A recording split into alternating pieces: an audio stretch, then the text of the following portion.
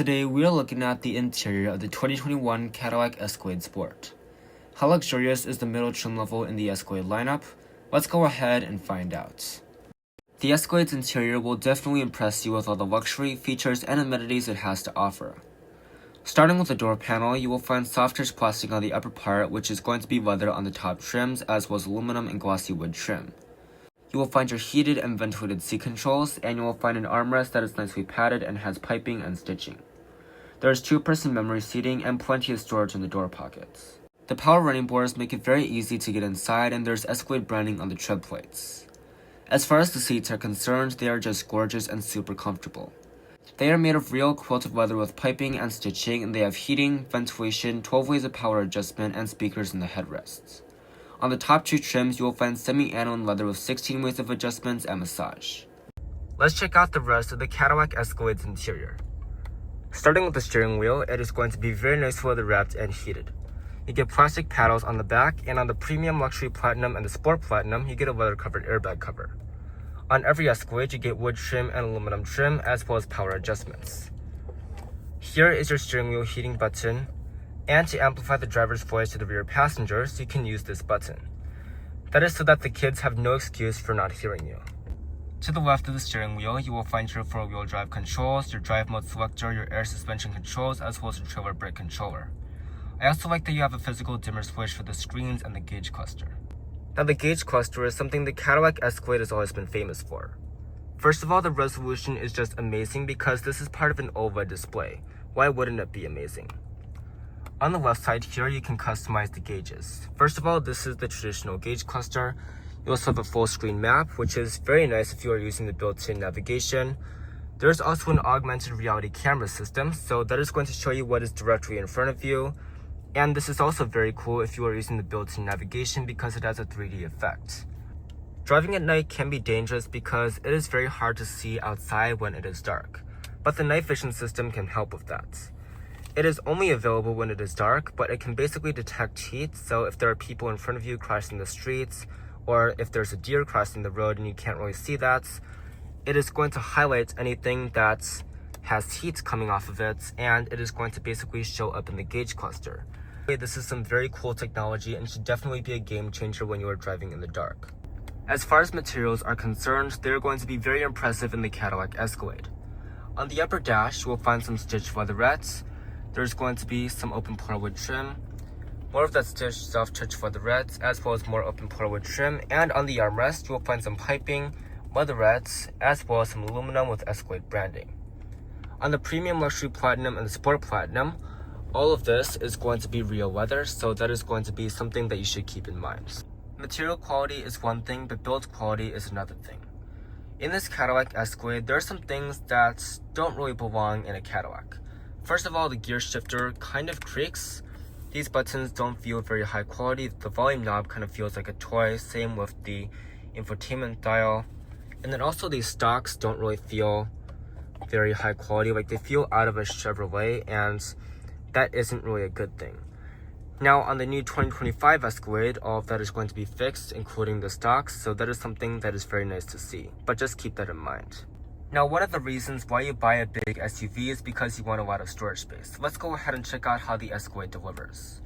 Under this piece of wood trim, you'll find 2 USB ports, a little cubby right there, and 2 cup holders. There's a vertical wireless phone charging pad, a cubby on both sides, and in the center console, you'll find this felt line tray right here that is easily removable.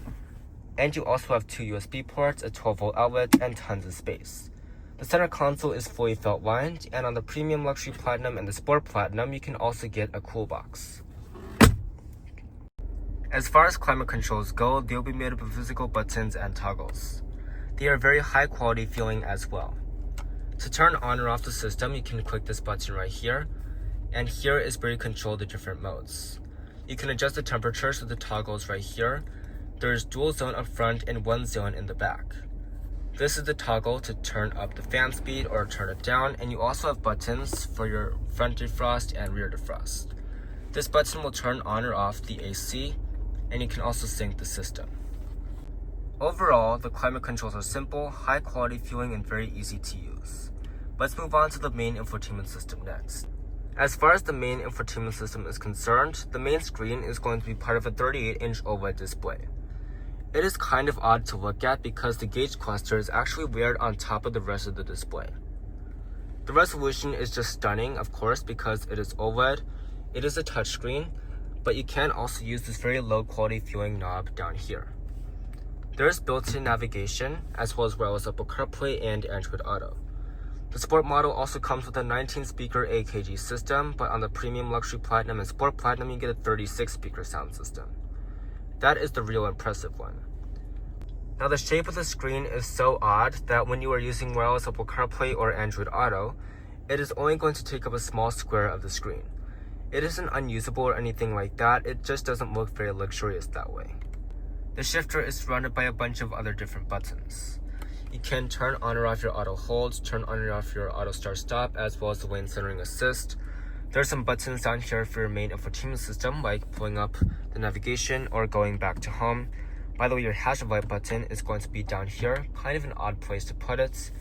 And the shifter itself doesn't feel the most high quality. It is finished in gloss black, so that is quite nice, but it kind of creaks and just doesn't feel like it belongs in a Cadillac. The operation is pretty simple. Push the button on the side, push down for drive, go up for reverse, and that will bring up a very high resolution backup camera, probably the highest resolution backup camera I've ever seen. And this OLED display is really helping. There's a 360 view, active trajectory, and multiple different angles. There's a wide view, an overhead view in case you are towing something, as well as a side view, so you can gaze at your beautiful 22-inch wheels. There are more views down here. There's also a 3D view, which is very cool, although the resolution is just awful. Like, what is that? That is not even the sport trim. So I think Cadillac could use some work on that, but I feel like this would be pretty helpful if you are not the best at parking. One thing that I really like about GM cameras is that you can easily go from the front view to the rear view. You can look at all sorts of views for the rear as well as the front, so I think that is very awesome that you can just easily go so quickly in between the different views. But we need to go ahead and see how the parking sensors work. So this actually is kind of interesting because it doesn't beep when you go up to an obstacle. It will show a little graphic on the main screen and the gauge cluster, but it will vibrate your seats. That is going to be so much less annoying than a bunch of beeping, but it still gets your attention so much more somehow. If you are hard of hearing or anything like that, this is going to be so much more helpful. Overall, the parking sensors work pretty well, so I'm just going to leave it at that.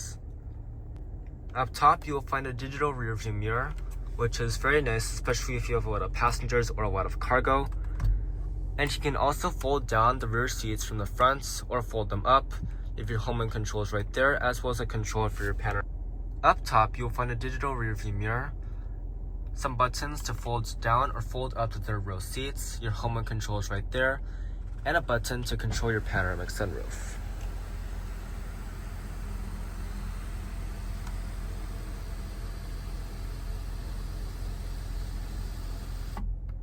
Let's go ahead and check out the passenger side next. On the door panel, you will find all the normal materials like leather and wood trim, and there's plenty of storage space at the bottom. The seats are made of the same quilted leather, and they will have heating, ventilation, and 12 ways of power adjustments. They are very comfortable overall, and they are just beautiful to look at. On the dash, you will find built-in vents, stitched leatherette, and glossy wood trim. To the sides, you will find this little cubby right here with the power outlets, and in the glove box, you will find a felt-lined one with a good amount of space. The back seats of the Escalade are also super important because this is where your family is going to sit. The seats are made of the same quilted leather as the front seats, and they have heating and manual sliding and reclining. They are very comfortable overall and offer pretty thick armrests. The door panel offers plenty of storage space at the bottom as well as leather and wood trim. Unfortunately, you do not get sunshades, but you do get a very nice metal speaker grill. This grab handle and the power running boards make it very easy to get inside. In the back of the Escalade, with the front seat slid almost all the way back, there's plenty of legroom and headroom. There's a good sized seatback pocket, and the back of the seat is going to be finished in soft touch material. In the middle, you'll find your third zone of climate control, and everything around it is going to be finished in leather. I really like that kind of attention to detail. You also get your heated seat controls as well as 2 cup holders. At the bottom are 2 USB-C ports and a power outlets. I also want to mention that you can get an entertainment system. That will give you 2 screens on the back of each seatback, and you will get YouTube, Hulu, and you can also plug in a device via HDMI port. That is an extra option on the Sport trim level, but it is standard on the Premium Luxury Platinum and the Sport Platinum. The second row is very luxurious and spacious, but let's go ahead and check out the third row next. To access the third row, just pull on this lever 2 times. That will fold the seat out of the way, but just keep in mind that you will have to remove a child seat to do this. To put it back into place, just pull it down and pull the backrest up. That will make the second row seat go back to its farthest position forward. In this position, I have plenty of legroom and headroom. My feet can slide underneath the seat, and this still gives the second row passengers plenty of legroom. For amenities, you get a cup holder and cubby on both sides, a padded armrest, and USB-C ports. This car actually has the exact same third row as the Tahoe and Yukon. The only thing different are the quilts of leather seats. For the next generation of Escalade, I would like to see some more luxurious features back here, like a 5th-zone climate control and heated third row seats. Let's go ahead and check out the cargo area next. The trunk is actually very important because that is where you're going to be putting all of your family stuff. Let's go ahead and check it out. There is no hands-free access on this Escalade, but you can use the key fob or push the Cadillac crest.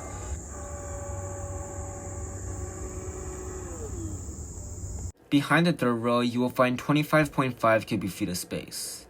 That expands to 72.9 with the third row down and 121 as a maximum.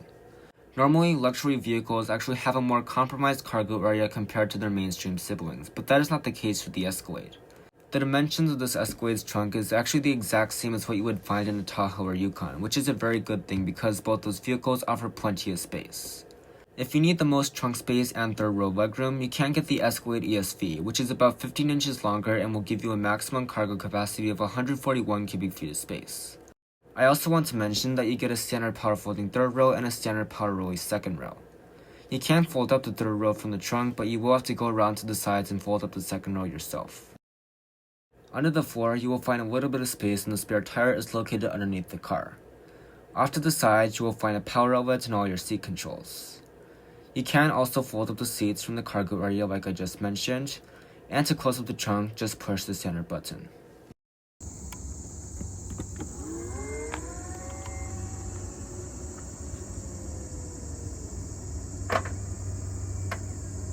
This car also has a feature where you can pop the rear glass and gain access to the trunk. That way you don't have to wait for the tailgate to go up and down.